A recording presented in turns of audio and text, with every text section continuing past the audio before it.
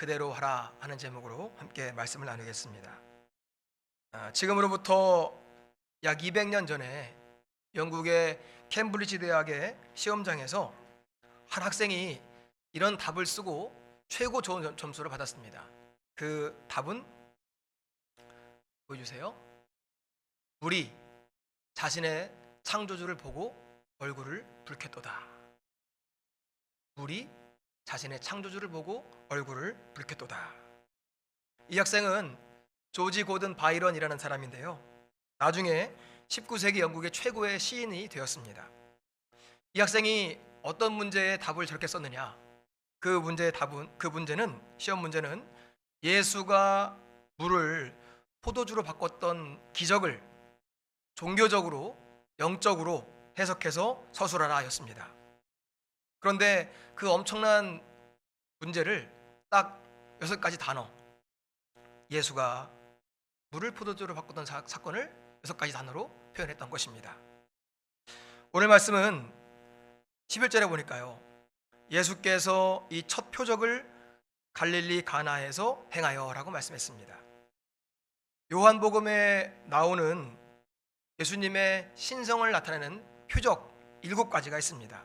그 중에 첫 번째가 오늘 말씀, 가나안 혼인잔치에서 기적을 일으키신 것. 두 번째는 4장에 나오는 왕의 신하를 고치신 사건. 세 번째는 5장에 나오는 38년 된 병자를 고치신 기적. 네 번째는 6장에 나오는 오병이어의 기적. 다섯 번째는 역시 6장에 나오는 물 위를 걸으신 기적. 그리고 여섯 번째는 9장에 나오는 날 때부터 맹인했던 사람을 고치신 기적. 그리고 일곱 번째는 11장에 나오는 죽은 나사로를 살리신 기적입니다. 이렇게 7가지의 표적을 예수님께서 일으키셨습니다. 이런 일들은 다 인간으로는 할 수 없는 예수님의 신성을 드러내는 일이었습니다. 이번 사순절을 지내면서 매 주일마다 예수님께서 행하셨던 표적들을 나누면서 함께 은혜를 받겠습니다. 사람들에게 당신은 기적을 믿으십니까? 라고 물어보면 비교적 많은 사람들이 기적을 믿습니다 라고 긍정적인 대답을 합니다. 그러면 그 기적이 당신의 삶 가운데 또는 당신의 가정에 또는 당신의 사업장에 일어날 것을 믿습니까? 라고 물어본다면 여러분들은 뭐라고 대답하시겠습니까?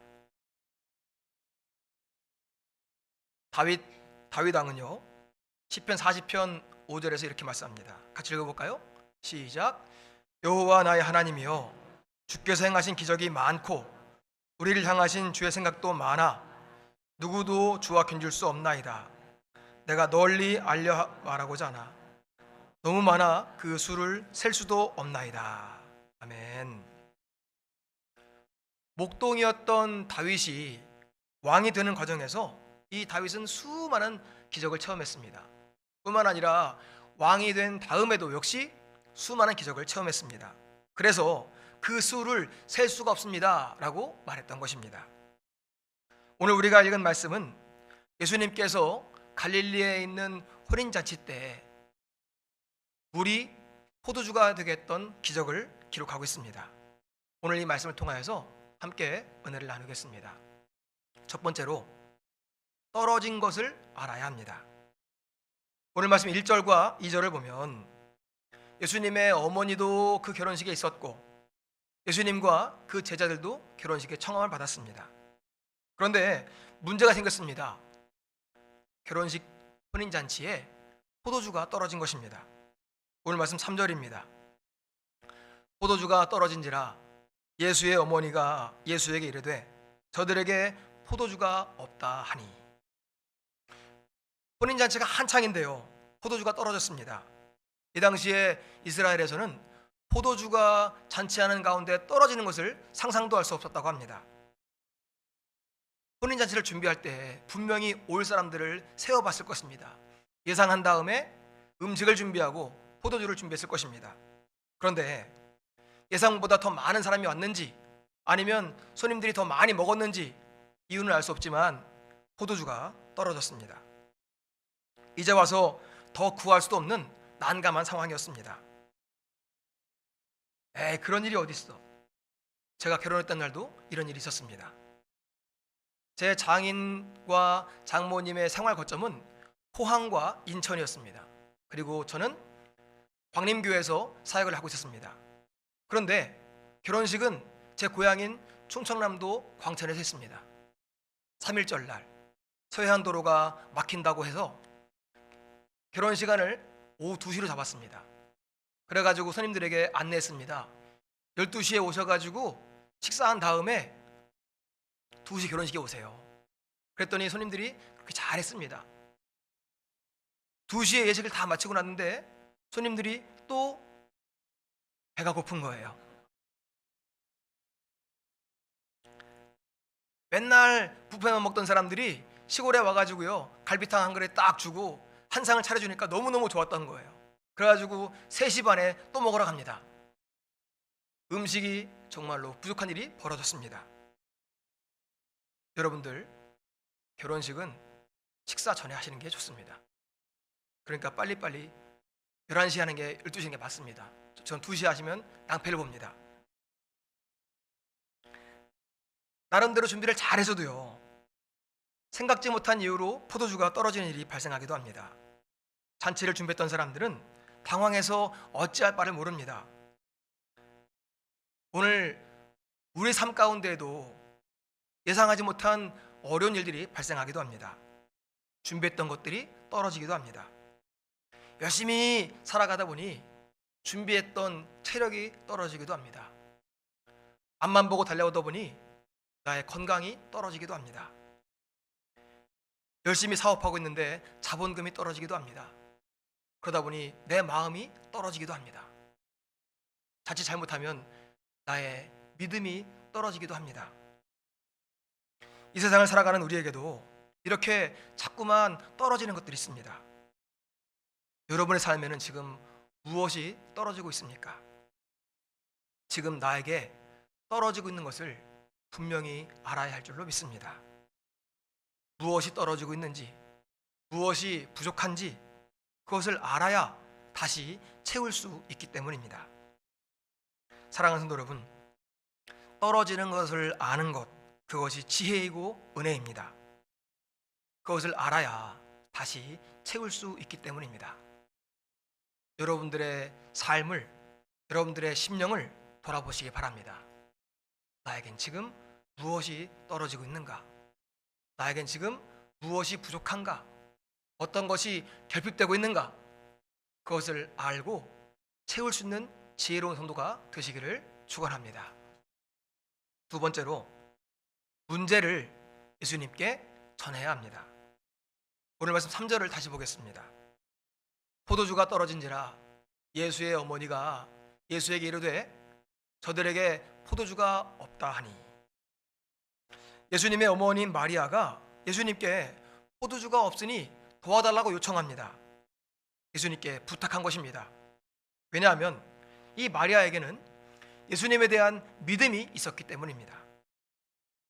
포도주가 떨어진 것을 알았을 때 예수님에 대한 믿음이 없는 사람들은 그 문제를 해결하기 위해서 이 방법을 저 방법을 수소문했을 것입니다. 그런데 그 문제를 가지고 마리아는 예수님께로 갔습니다. 왜냐하면 이 문제를 해결할 사람이 예수님밖에 없다는 것을 마리아는 믿었기 때문입니다. 포도주를 다시 만들려면 포도를 따야 되고 오랜 시간을 발효를 시켜야 되는데 금방 내 포도주를 어디서 구하겠습니까? 그래서 예수님께 도움을 청합니다. 우리는 그것을 기도라고 부릅니다. 인간으로서는 어찌할 수 없는 문제들, 감당할 수 없는 문제가 있을 때 예수님을 찾고 예수님을 구하는 것, 그것이 바로 믿음의 행위인 줄로 믿습니다. 사람은 할 수 없지만 하나님께서는 할 수 있습니다 하면서 도움을 구하는 것, 그것이 바로 믿음이고 그것이 바로 기도인 줄 믿으시기 바랍니다.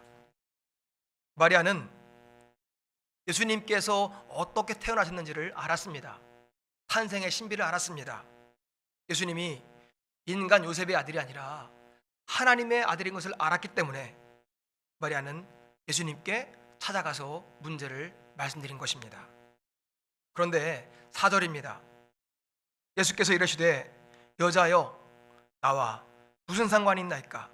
내 때가 아직 이르지 아니하였나이다. 이 말씀을 보시면 예수님께서 거절한 것처럼 보입니다. 그런데 5절의 말씀이 더 놀랍습니다. 그의 어머니가, 같이 읽어볼까요? 시작. 그의 어머니가 하인들에게 이르되 너희에게 무슨 말씀을 하시든지 그대로 하라 하니라. 마리아가요 예수님에게 말씀을 전했습니다. 그런데 거절당했습니다. 그럼에도 불구하고 거기 있는 하인들에게 이야기합니다. 무슨 말씀을 하시든지 그대로 해라. 이 마리아에게는 믿음이 있었습니다. 분명히 해결될 것이라고는 기대가 있었습니다. 앞에서 말씀했던 것과 같이 우리에게 떨어지고 있는 것을 발견한다면 그것을 반드시 예수님께 전하시기 바랍니다. 마리아와 같이 믿음을 갖고 나아가시기 바랍니다. 체력이 떨어졌습니다. 건강이 떨어졌습니다. 물질이 떨어졌습니다. 내 마음이 떨어져서 낙심됩니다. 내 안에 믿음이, 내 안에 하나님의 은혜가 떨어지고 있습니다. 어떤 때는 예수님께서 마리아에게 하셨던 것처럼 거절당하는 느낌을 받을 때가 있습니다. 그러나 그때에도 포기하지 말고 무슨 말씀을 하시든지 내가 듣겠나이다 하는 마음으로 한 번만 더 나아가시기를 부탁을 드리겠습니다. 사랑하는 여러분, 우리에게 있는 문제를 가지고 순수한 마음으로 예수님께 나아가시기 바랍니다. 믿음을 갖고 기도하고 믿음을 갖고 한 번 더 청하시길 바랍니다. 그때 우리 삶 가운데 하나님께서 예비하신 놀라운 기적의 역사가 그 표적이 드러날 줄로 믿습니다. 세 번째로 그대로 해야 합니다. 7절과 8절입니다. 같이 읽겠습니다. 시작.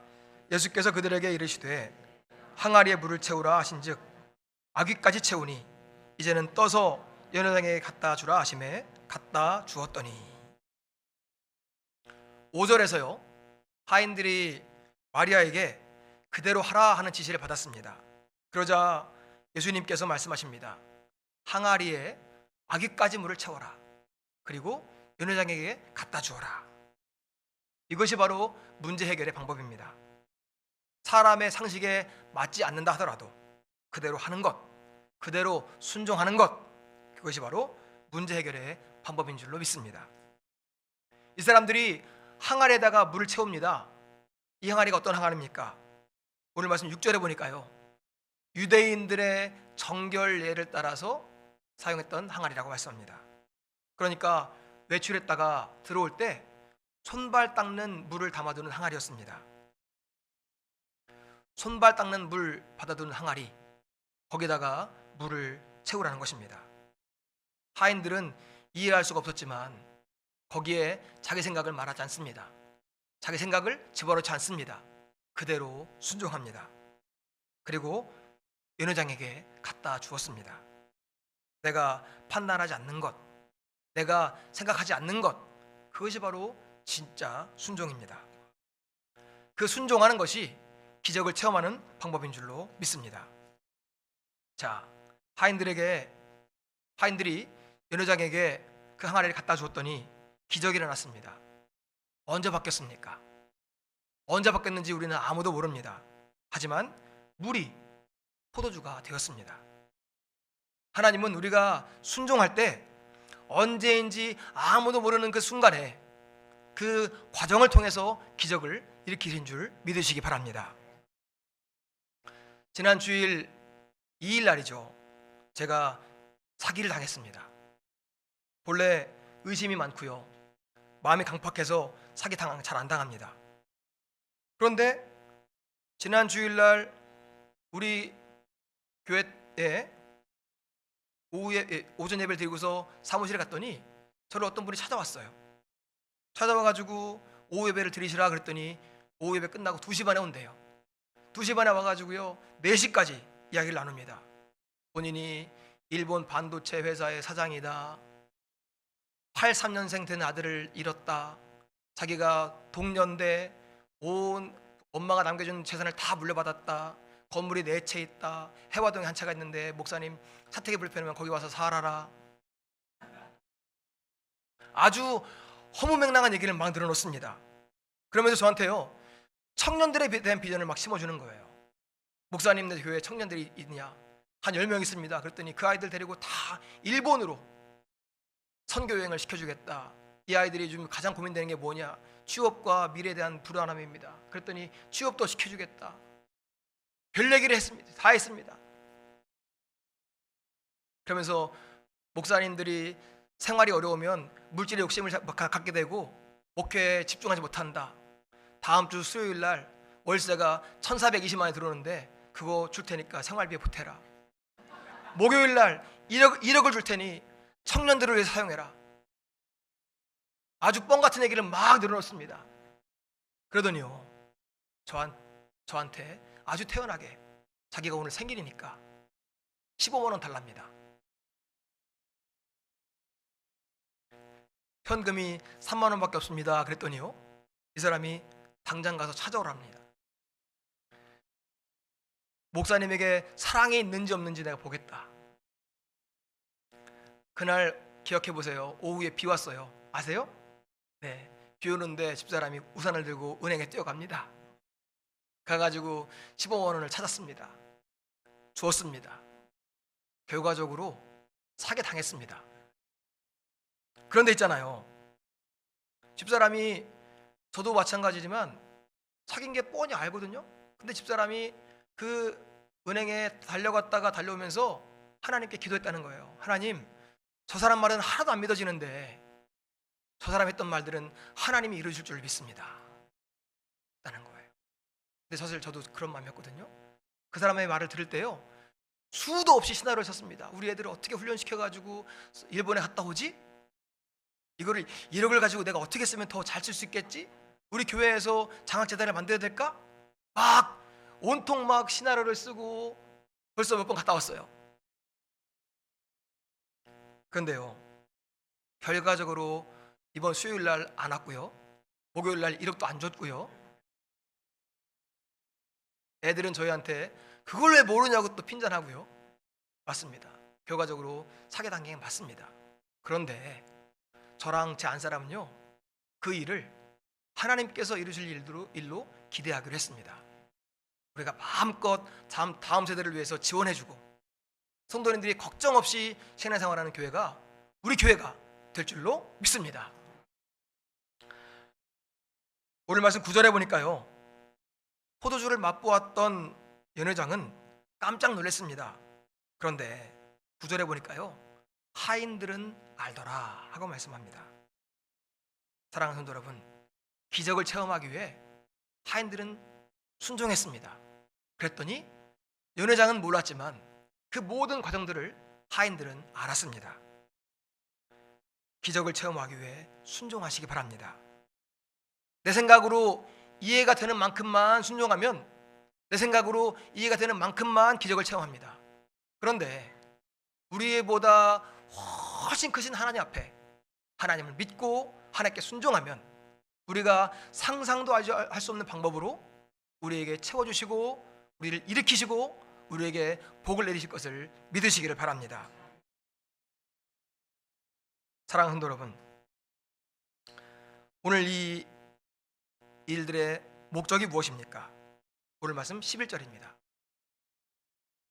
예수께서 이 첫 표적을 갈릴리 가나에서 행하여 그의 영광을 나타내심에 제자들이 그를 믿으니라. 이 첫 번째 표적을 통해서 예수님의 영광이 나타났고 그 기적을 체험한 제자들이 예수님을 믿게 된 것입니다. 예수님의 이 표적의 목적은요, 예수님이 영광을 받으시는 것, 그리고 사람들이 예수님을 믿는 것입니다. 사랑하는 성도 여러분, 오늘 우리가 이번 주에 암송할 말씀은 요한복음 2장 5절입니다. 같이 두 번 읽어보겠습니다. 시작. 그의 어머니가 하인들에게 이르되 너희에게 무슨 말씀을 하시든지 그대로 하라 하니라. 한 번 더요. 그의 어머니가 하인들에게 이르되 너희에게 무슨 말씀을 하시든지 그대로 하라 하니라. 아멘. 그대로 하라 하니라. 이 말씀을 한 주간 묵상하시고 암송해 보시기를 바랍니다. 아까 말씀드렸던 것처럼 손과 발을 닦던 그 허들의 물이 최상급의 포도주가 되었습니다. 예수님께서는 우리의 인생에 본질적인 변화를 일으키셔서 우리를 살리시는 구세주임을 믿으시기 바랍니다. 그저 조금 더 나아지는 물이 아니라, 조금 더 깨끗해지는 물이 아니라 그 존재 자체를 완전하게 바꿔주시는 것입니다. 죽을 죄인이 하나님의 자녀가 되는 것입니다. 그냥 조금 더 나은 인생이 아니라 완전하게 새 생명을 주시는 것을 기대하시기 바랍니다. 우리 인생을 바꿔주시는 예수님, 그 예수님의 역사를 기대하는 우리 모두가 되시기를 바랍니다. 오늘 말씀에서 마리아는 포도주가 떨어졌던 것을 발견했을 때 예수님께 전했습니다. 마리아는 그렇게 믿음으로 행동했고 하인들은 온전히 순종했습니다. 그 믿음의 기도와 순종을 통해서 기적을 체험하게 된 것입니다. 오늘 여러분들에게 있는 문제들, 결핍들 예수님께 기도로 전하시기를 바랍니다. 그리고 뭐라고 말씀하시든지 순종할 마음들을 가지시기를 바랍니다. 믿음과 순종으로 나간 우리에게, 우리 삶 가운데, 우리 교회 가운데 하나님께서 우리가 상상할 수 없는 방법으로 채워주시고 우리 각자의 삶 가운데 표적을, 기적을 일으키실 것을 기대하시기를 바랍니다.